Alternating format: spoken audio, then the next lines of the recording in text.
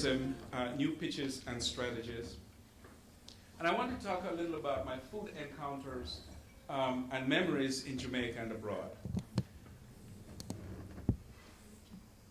This is a dish I encountered in, we were in Belgium and went to a small village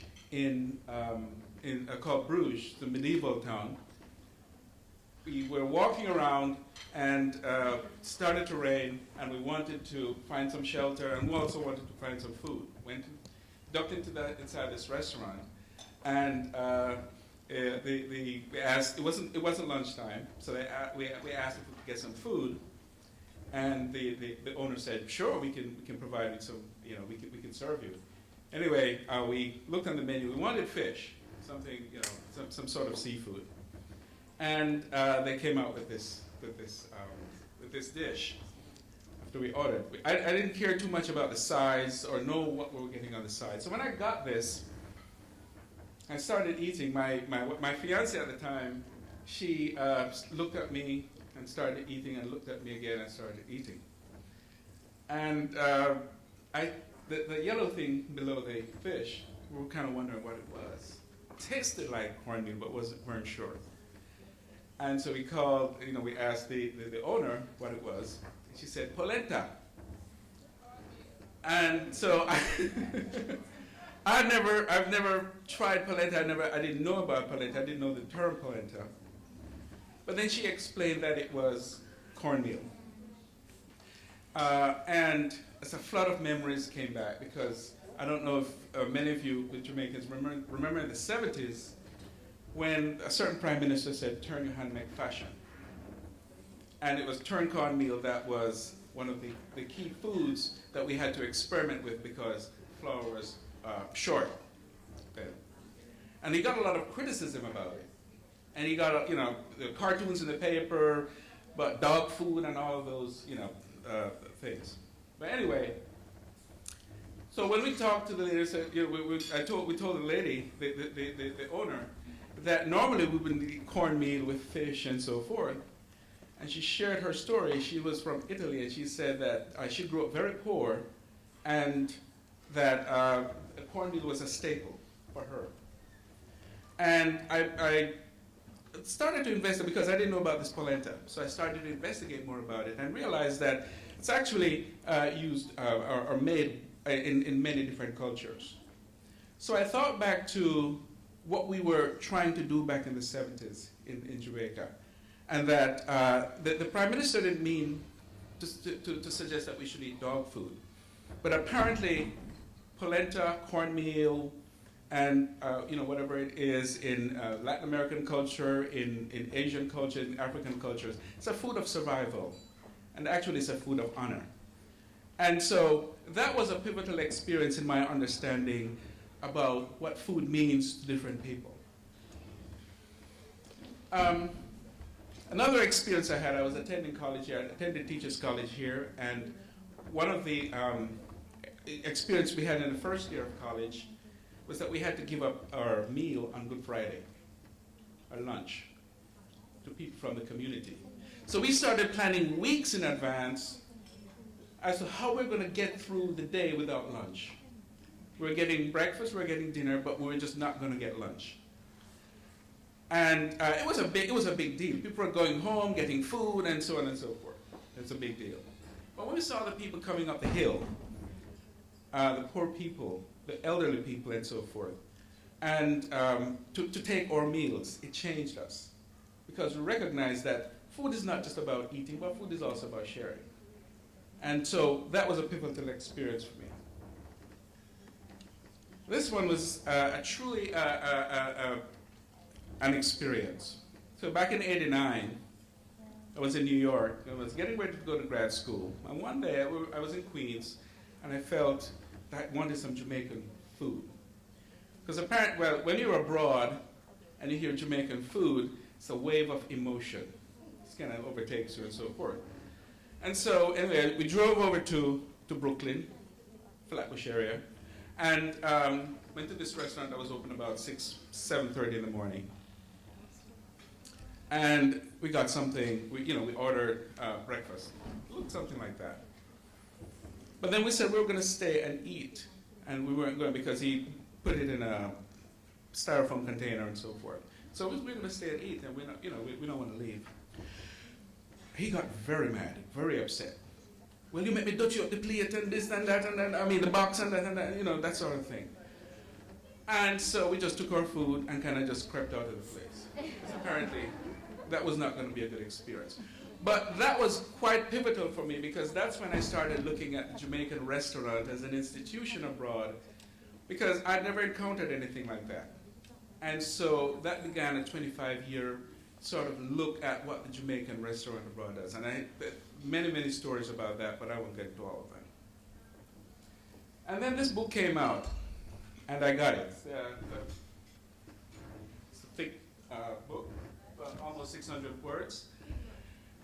Jamaican food. And that was also a great experience. Barry Hickman is at the university now. I didn't realize I would meet, he's still here. Apparently he went away, he came back. And so it's just a wealth of information. And to recognize that people writing about and traveling about and experiencing Jamaican food goes back hundreds of years. Okay? If you look in the old, some of those journals are online, Philosophical Transactions by the British Journal, goes back to the 1600s, 1700s. And so I think, that's a book I think should be in high schools and in colleges in Jamaica, in the libraries. And that should be part of social studies. So I want to talk about what food tourism is. And I'm using the word, the definition, and I call it food tourism because that's the definition that the World Tourism Organization uses. There are various terms: culinary tourism, cuisine tourism, gastronomic tourism, and so on and so forth. So I use food because I wanted to be more egalitarian and not feel, that well, it's culinary, so it's supposed to be upscale and all of that stuff. It's an experiential trip to a gastronomic region for recreational and entertainment purposes, which includes visits to primary and secondary producers of food, farmers, places like wineries and so forth. Gastronomic festivals, food fairs, events, farmers markets, cooking shows and schools, restaurants, resorts, wineries, or any tourism activity related to food. So that seems to be quite of a broad definition.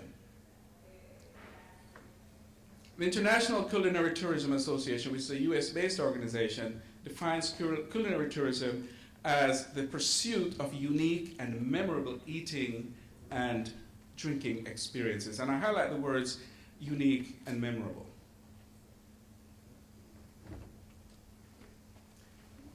Cuisine at a destination is crucial to the traveler experience as food expenses often incur a sizable part of the travel budget.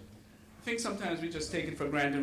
We think about airfare and we think about hotel, and then the food kind of comes with the territory.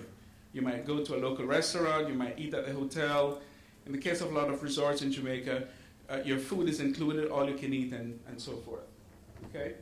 But to break it out and make it a special part of the travel experience is important. So when I studied at the University of West, I was in the Bahamas, and the lady on the right was the director for the People to People program, Sylvia Cole. I think she passed, and she started that program in the Bahamas, I think back in the 70s. And then the lady on the left, I happened to meet her. She might have passed too because she was quite elderly. But basically what they would do is invite people into the homes, and they'd have, typically it's a meal. Okay, and so I got to experience different types of foods. I didn't know about conch, and when I saw them pulling the thing out of the conch shell, it was quite an experience. And some of us said we would never eat that. And by the time we left the Bahamas, it was our favorite. Conch fritters, conch salad, whatever is conch, we would have it. And then, of course, the pioneers in Jamaican, I would call countryside tourism, community tourism, Desmond Henry, from St. Elizabeth, and Diana McIntyre, who is from Mandeville. Okay, I've talked to Diana several times, and I'm just amazed at the energy she puts into what she does. And then one of the leaders in what we call the farm dinner, or farm to table food tourism is Jake's Hotel. I don't know if any of you have been down to Jake's Hotel, but they get a lot of press about that. and just the sort of food experience that they provide visitors. So, but I want to talk about what food really means. Because obviously we live in an age now where food is not just food, right? Food means many things. So we have artisanal food. Right? It's the art and craft of food. And that's a niche in itself. Making bread, making, whatever it is, that the hand must be involved, and it's not just mass-produced.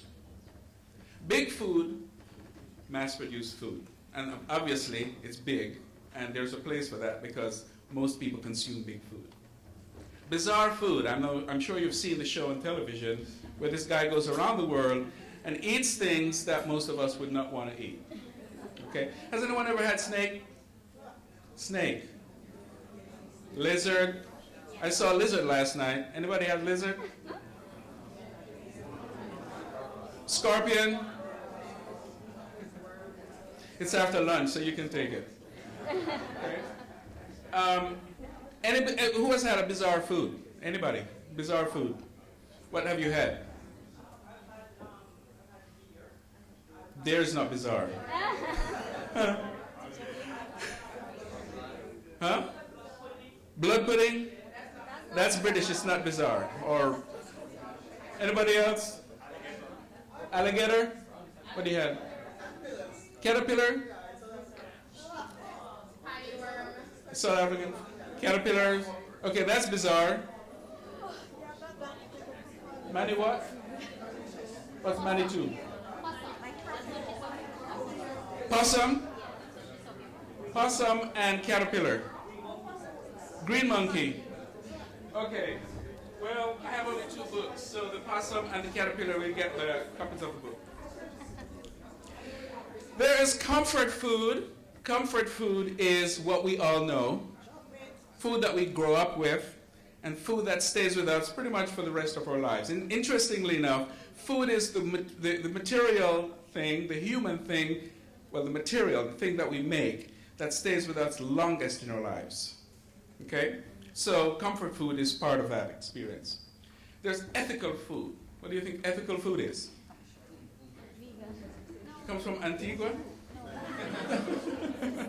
Ethical food is food that's produced in an ethical manner. Now, there's ethical meat, for example. You raise the cow in a certain way. As far as the cow is concerned, you're still going to kill me, but it's raised in an ethical way.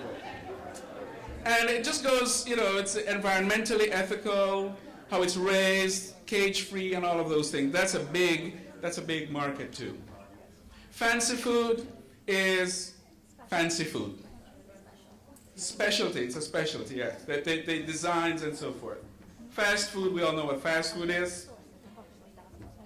Then we have local food. It's another big trend where you produce food within a certain square mile, and I think Jake's is into that category, where they source their food from local farmers and fishermen and so forth.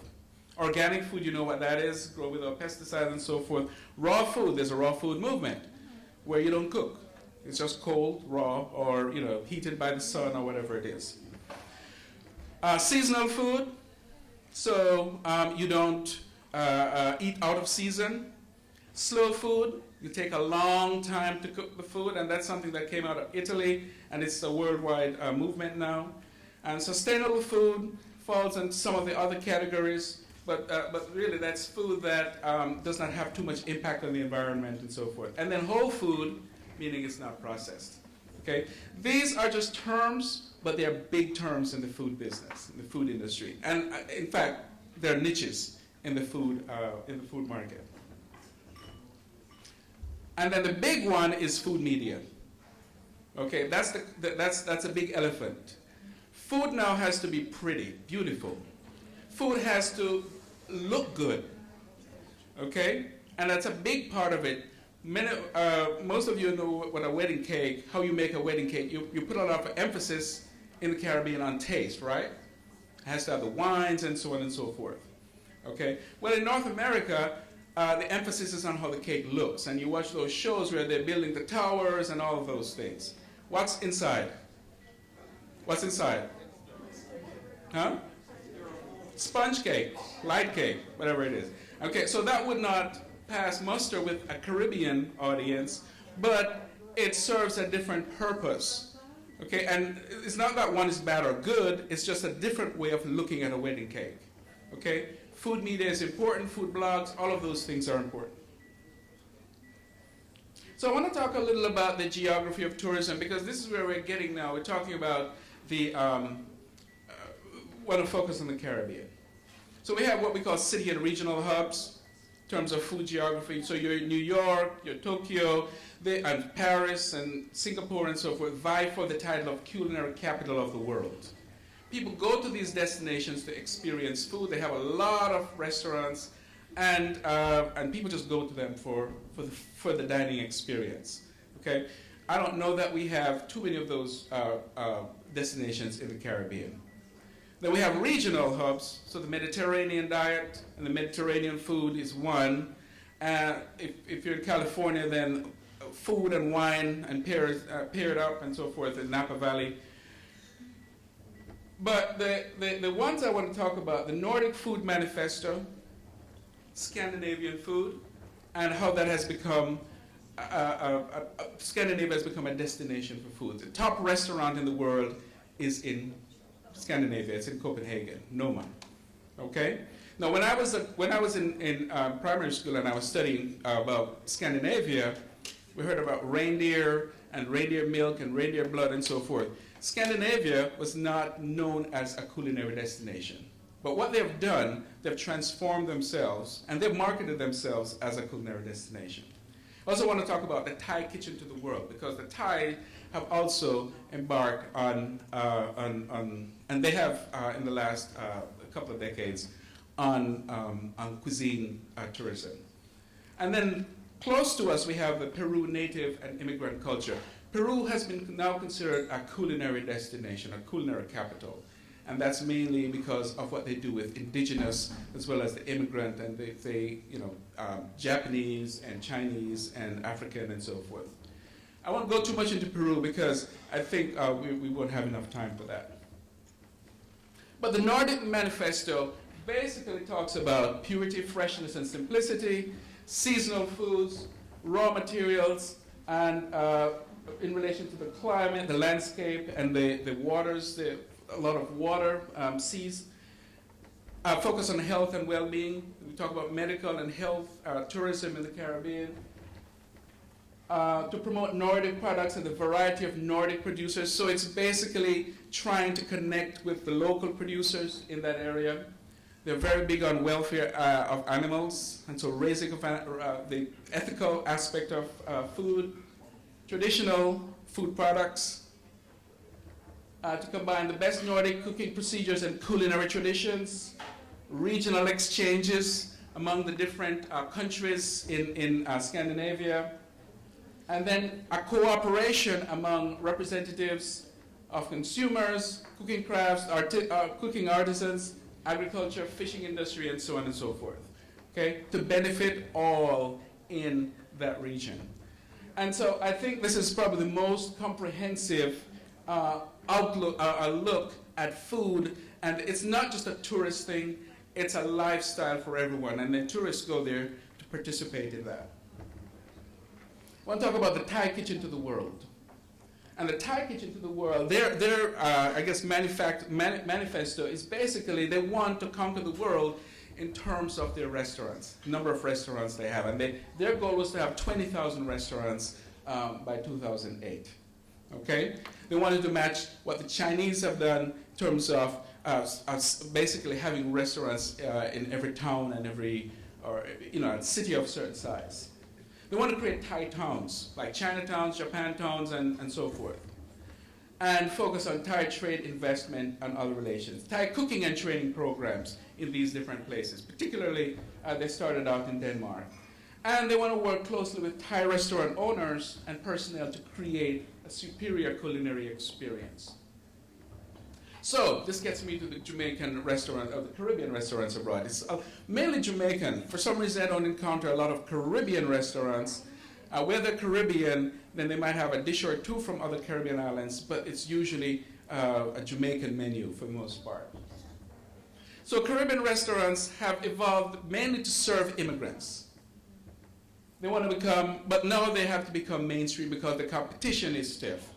Okay? There are a lot of other ethnic groups and, that have become noticeable on the restaurant scene.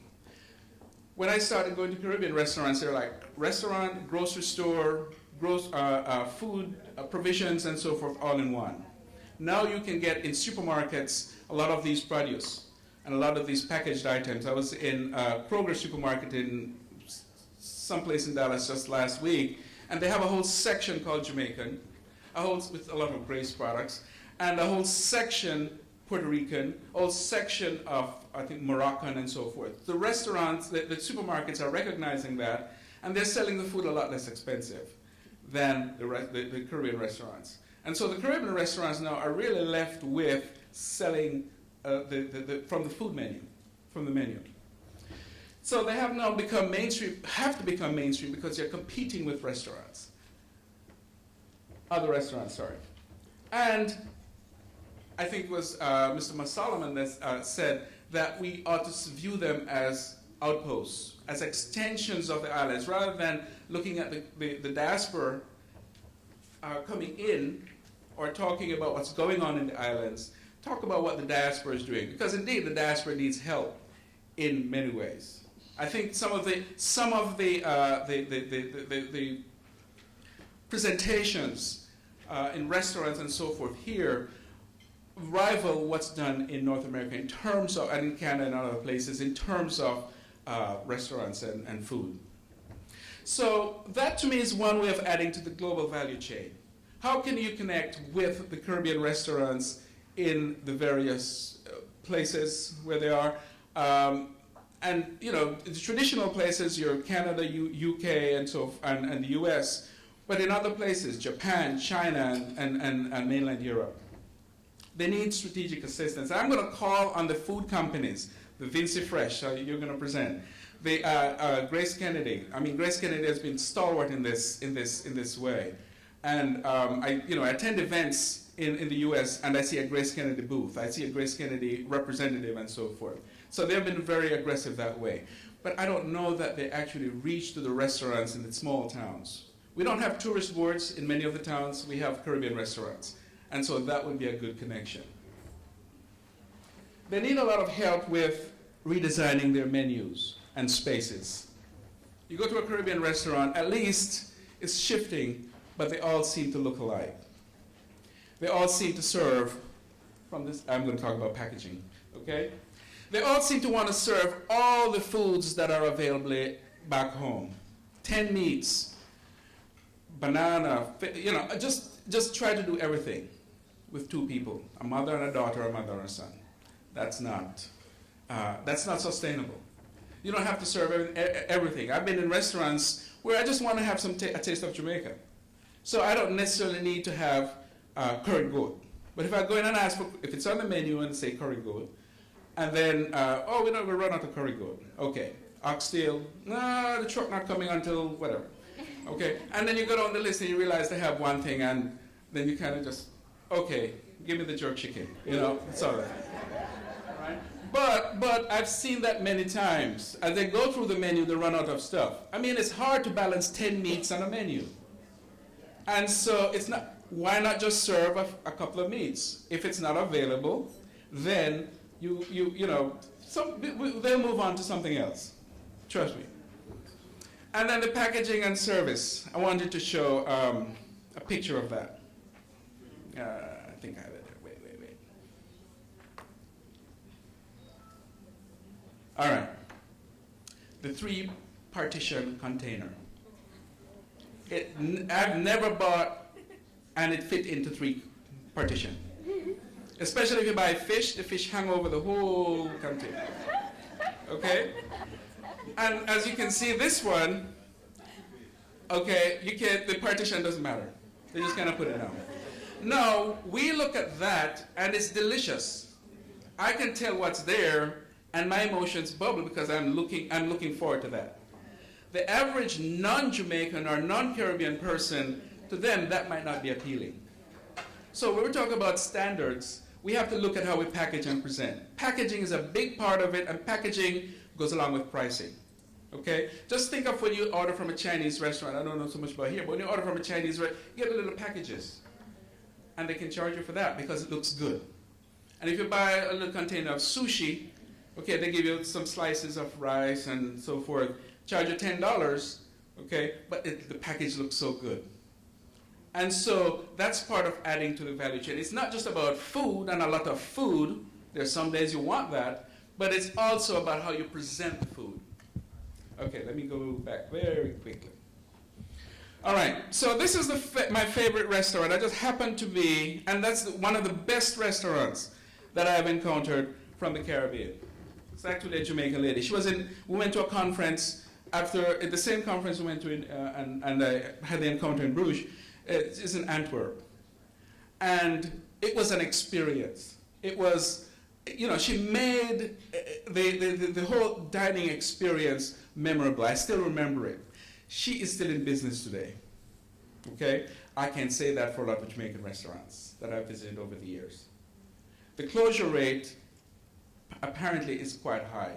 So they could be listed in the local directory, listed in some sort of directory, and you show up and they're closed, okay? And I think that goes back to not having the strategic connection. You have to remember, a lot of these individuals are not trained in culinary. They go up to the US or to Canada, or the UK or whatever it is, and they decide to open a restaurant because they can cook.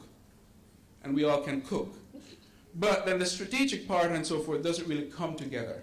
And so that's where they need help. Okay? What color is patty?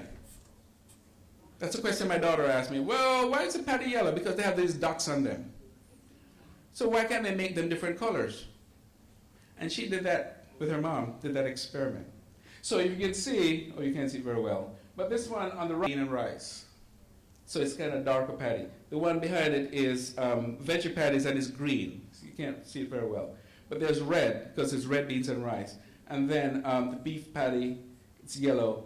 And she just asked a question, and I'm wondering, why haven't we done that over the years? Beef patty is yellow and everything else is white. And if it's yellow, then we put the dots on them, okay? So that's another way of making the food look good.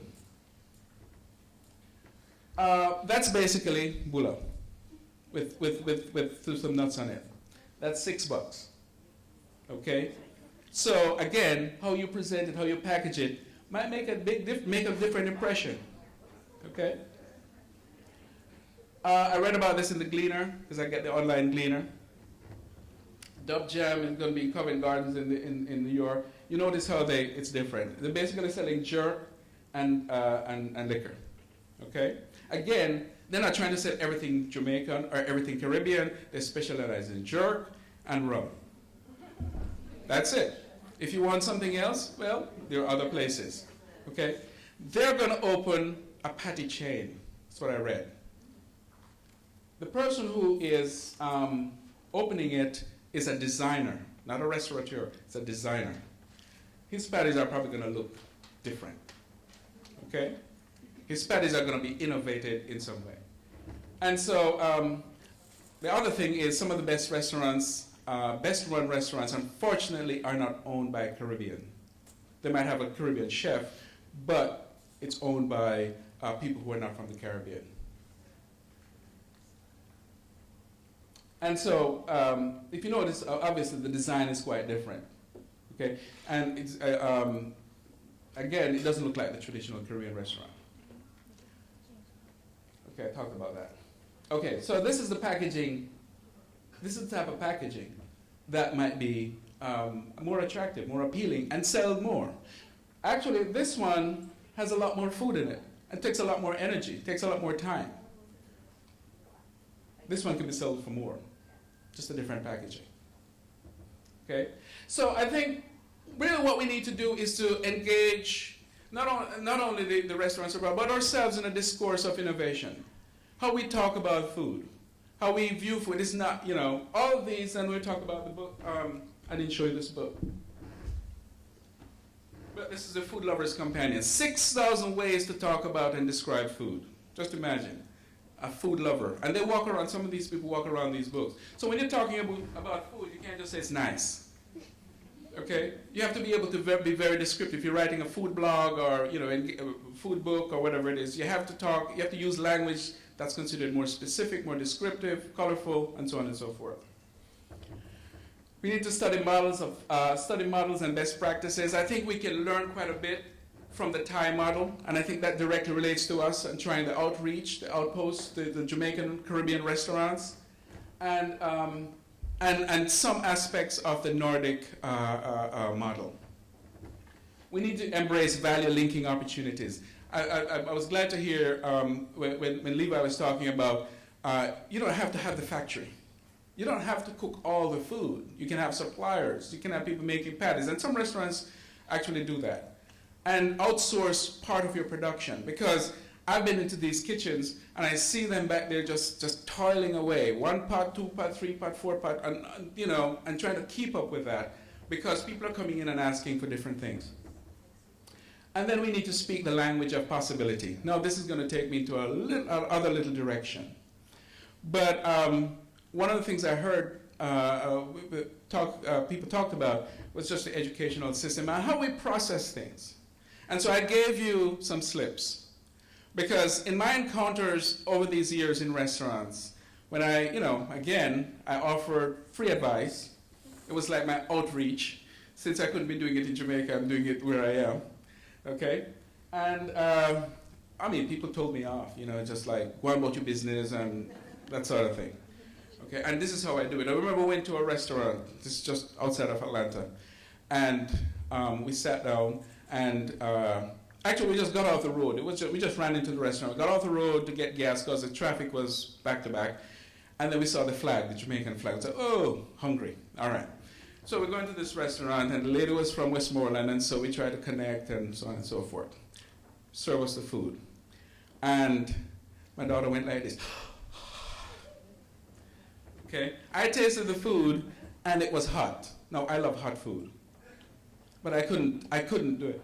So we told the proprietor that this food is hot, and she said, well, some of the customers complain about it, but we can't cook without pepper,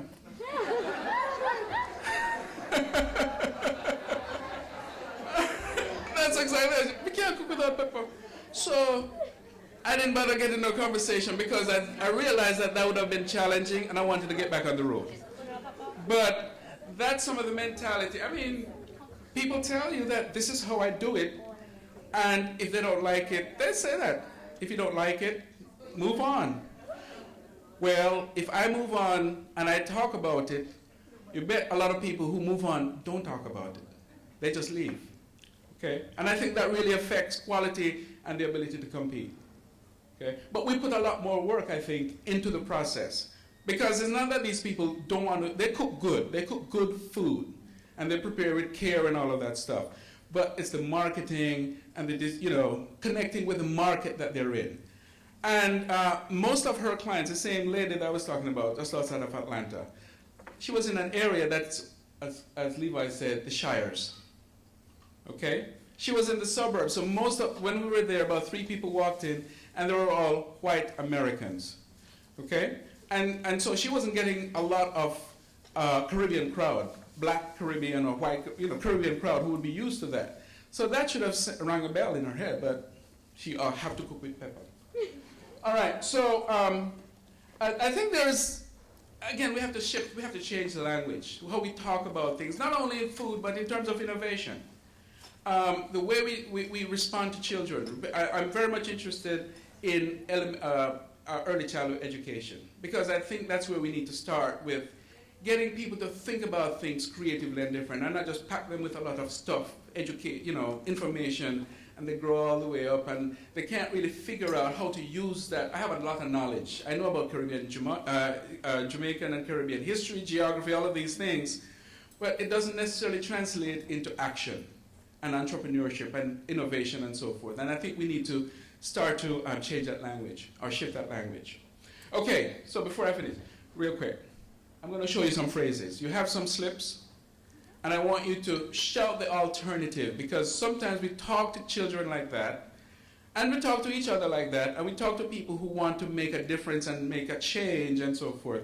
And we talk to them in a way that's discouraging. I mean, I've certainly experienced that and seen that. So here's the first one. If you have the alternative to this, you can talk it out. Not Nagoso. What's the alternative to that? The positive, the affirmative response to that. It could be. You have that slip? No, you have to have the slip. You have to have the slip. Somebody, that's why I give you the slip. That might work. That makes a big difference. You have to language yourself into positive thinking. Because you tell them that not go so, that's a big turn off. Oh no, actually it's tell me, show me more.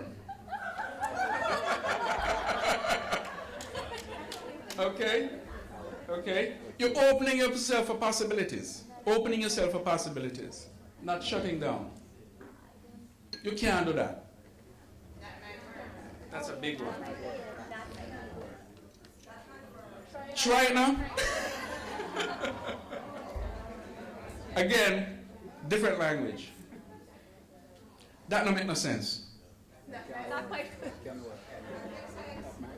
The what? That might work. You know what I do? Huh? You seem confident. Big difference. And this is the one, I think, where after they discourage, they're not going to give up. So they kiss their teeth. You know everything. What's the alternative? You have a good mind. So positive, so different. Thank you for listening.